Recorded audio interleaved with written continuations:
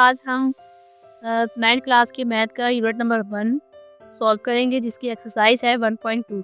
उसका पहला क्वेश्चन है रैशनलाइज द डिनोमिनेटर, यानी कि डिनोमिनेटर को रैशनलाइज करना है। रैशनलाइज का मतलब ये होता है कि हमें जो डिनोमिनेटर है उसको सिंप्लीफाई करना है, यानी उसकी शॉर्ट फॉर्म लेकर आनी है। अब हमें ये सबसे पहले जानने की ज़रूरत है कि नोमिनेटर क्या होता है और डिनोमिनेटर क्या होता है। तो जो हमारे पास फ्रैक्शन में कोई क्वेश्चन होता है या फ्रैक्शन में कोई भी नंबर लिखा होता है, वैल्यू होती है, उसमें जो ऊपर वाली वैल्यू जो होती है वो नोमिनेटर होती है और जो नीचे वाली वैल्यू होती है वो डिनोमिनेटर होती है।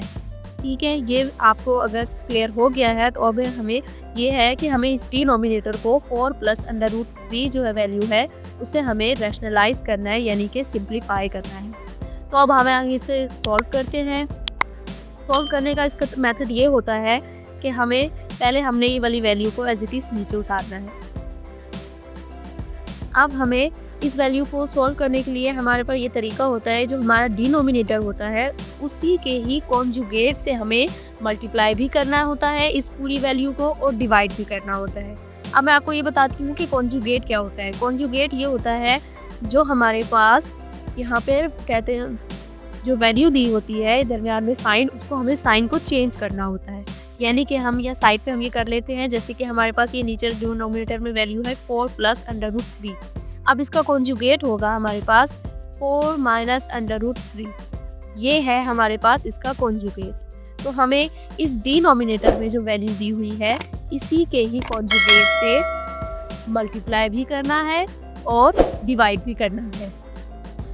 अब यहाँ तक अगर सब कुछ समझ आ गई है तो अब हम आगे चलते हैं। अब यहाँ पे हमें पता है, जब हमारे पास दो फ्रैक्शन में वैल्यू को आपस में मल्टीप्लाई करना होता है तो ऊपर वाली वैल्यू को हम ऊपर वाले से मल्टीप्लाई करेंगे और नीचे वाली वैल्यू को नीचे से, यानी कि नोमिनेटर को नोमिनेटर से और डिनोमिनेटर को डिनोमिनेटर से मल्टीप्लाई करेंगे। अब यहाँ पे हम 13 मल्टीप्लाई हम यूं भी लिख सकते हैं। अगर तो आप चाहो तो यहाँ पे आप इसको सिर्फ ब्रैकेट लगा के मल्टीप्लाई नहीं डालोगे तब भी कोई मसले वाली बात नहीं है। अब डिनोमिनेटर को डिनोमिनेटर से। अब यहाँ पे एक और चीज़ समझने वाली है कि जब हमारे पास दो वैल्यूज़ सेम हो और दरमियान में सिर्फ साइन का फ़र्क हो तो हमारे पास ये एक मैथ की आइडेंटिटी बनती है। ये आइडेंटिटी है a² - b² = a + b a - b। ये है हमारे पास वो मैथ की आइडेंटिटी जो हमें ये बताती है कि अगर हमारे पास दो वैल्यू एक जैसी हो, एक में प्लस एक में माइनस हो, तो वो इक्वल होता है a² - b² के। ये इस फॉर्म से इस फॉर्म में भी जा सकती है और इस फॉर्म से इस फॉर्म में भी जा सकती है। तो इसलिए अब हम यहाँ देखते हैं, हमारे पास अगर ये इस खुली हुई फॉर्म में है तो हमने इसको अब यहाँ पे बंद कर लेना है। तो यहाँ पे अब हम इसको बंद करेंगे तो हमारे पास पहला a यानी कि पहला डिजिट है तो 4², और यहाँ पे हमारे पास दूसरा डिजिट है b², यानी कि यहाँ पे b² हमारा बनता है √3। तो दरमियान में हमारे पास साइन कौन सा आएगा? माइनस का। तो यहाँ पे भी हम माइनस का साइन लगाकर √3 को स्क्वायर में ले आएंगे। यहाँ पे सबको समझ आ गई। उसके बाद अब हम क्या करेंगे, अब हमारे पास 13 को हमने इससे मल्टीप्लाई करना है। तो सॉरी, यहाँ पे अब यहाँ 13 को 4 से जब हम मल्टीप्लाई करेंगे तो 13 4 का होता है हमारे पास 52। और उसके बाद अब हम यहाँ पे इसके साथ प्लस का साइन है, यहाँ माइनस, तो plus minus minus as it is minus आ जाएगा। अब हमें 13 को √3 से मल्टीप्लाई करना है। 3 और √3 और 13 जो है वो आपस में मल्टीप्लाई नहीं होता, तो हम इसे एज इट इज़ लिख देंगे। उसके बाद हमें नीचे अब 4 का स्क्वायर देखना है। 4 का स्क्वायर क्या होता है? 4 4 = 16। यहाँ पे माइनस हमने ये लगाया। अब यहाँ पे है 3 के ऊपर अंडर और स्क्वायर भी है बाहर, तो हमारा अंडर स्क्वायर से कैंसिल हो जाएगा। तो यहाँ पे आ गई वैल्यू हमारे पास सिर्फ जस्ट 3। उसके बाद अब हम यहाँ पे एज इट इज़ 52 को -13 √3 लिखेंगे यहाँ पे। उसके बाद अब हमें यहाँ देखना है कि 16 में से आपको 3 माइनस करने हैं। 16 में से 3 माइनस करेंगे तो हमारे पास बचता है 13। अब यहाँ पे उसके बाद अब यहाँ पे ये मेथड, अब इसको हमने थोड़ा सा और ये देखना है कि हमारे पास जब ये वैल्यू आ गई है तो ये 52 जो है, 52 के नीचे भी 13 इसका डिनोमिनेटर 13 इसका भी है, और 13/13 √3 का भी डिनोमिनेटर 13 ही है।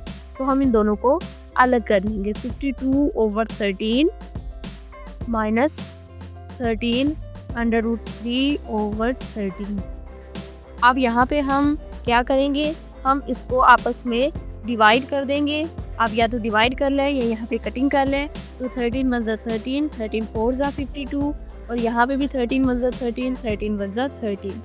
तो यहाँ पे अब हमारा क्या रह गया 4 माइनस, और यहाँ पे अब हमारा रह गया √3। ये अब हमारा डिनोमिनेटर जो है वो रैशनलाइज हो गया है और यही एक हमारा आंसर है।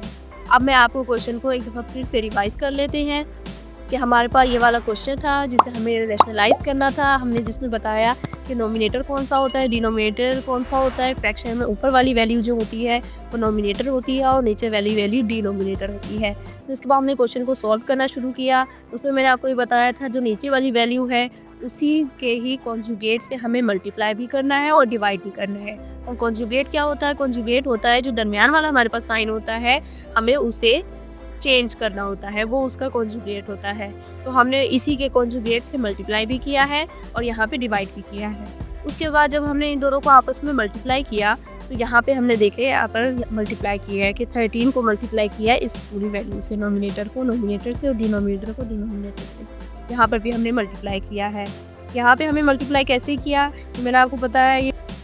यहाँ पे हमारे पास जो मैथ की आइडेंटिटी थी कि हम a² - b² = a + b a - b होता है, जो हमारे पास यहाँ पे खुली हुई फॉर्म में थी, हमने इसको बंद कर दिया। तो बंद करने के बाद यानी कि a² - b² बन जाएगा। a हमारे पास 4 है और b जो है हमारे पास √3 है। तो यहाँ पे हमने a का स्क्वायर किया माइनस b का स्क्वायर। उसके बाद हमने 13 को 4 से मल्टीप्लाई किया तो हमारे पास वैल्यू आती है 52 और 13 को इससे करेंगे तो यहाँ पे ये वैल्यू। अब यहाँ पर जो है ये 13 और √3 मल्टीप्लाई नहीं होता आपस में। तो उसके बाद अब हम ये 4 का स्क्वायर लेंगे तो 16 और √3 जो है स्क्वायर रूट किया है और स्क्वायर भी है, तो इसको हम कैंसिल कर देंगे। उसके बाद ये वाली वैल्यू हम ये एज इट इज़ उतार देंगे। 16 में से 3 माइनस करके 13 बचता है। उसके बाद नीचे हम ये मेरा पता है जो नीचे वाली वैल्यू है कि इन दोनों का डिनोमिनेटर है, तो हम इन दोनों को अलग अलग कर देंगे। तो अब हमने 13 और 52 को आपस में कैंसिल कर दिया है और 44 आई है वैल्यू, और यहाँ पे 13 और 13 को कैंसिल किया है जो हमारा √3 के रह गए, और 4 माइनस √3 यहाँ।